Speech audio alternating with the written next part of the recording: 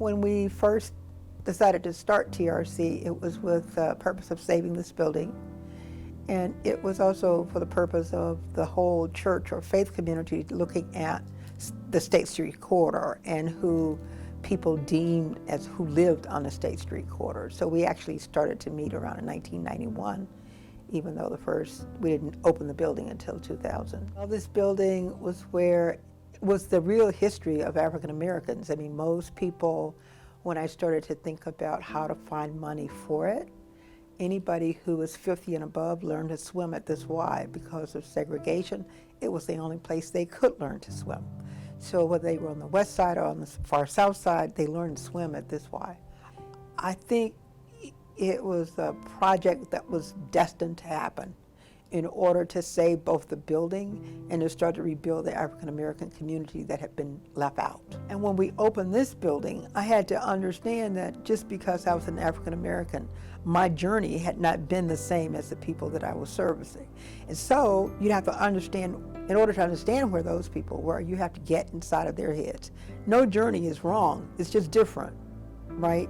And so once you understand that, you can bring respect to the table because you understand where a person has traveled. And for 2 years, we had other people who were the directors that I, as the board chair, and the pastors had to terminate their employment, which is why, people kept telling me, this is your job. Why don't you leave that job and take this job? And I'm thinking, that's not my job.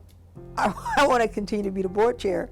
But eventually, I was convinced by the pastors that I needed to step down and take over the director's position. There are two things that really prepared me for this role. One, I had a father who believed it was the role of other African Americans to help other African Americans up. Two, as executive director of the Center for Neighborhood Technology, we always focused on big things and trying to figure out how to make big things happen that affected many people. So my faith feeds me, right? And in a very authentic kind of way where I see people as creation of the Creator. And so you love all people. You may hate their deeds, but you love all people. And it doesn't matter what their sexual orientation, what their gender, what their culture, what their anything is. I truly believe that the Creator created all. And in the end said it was all good. So it has to be good.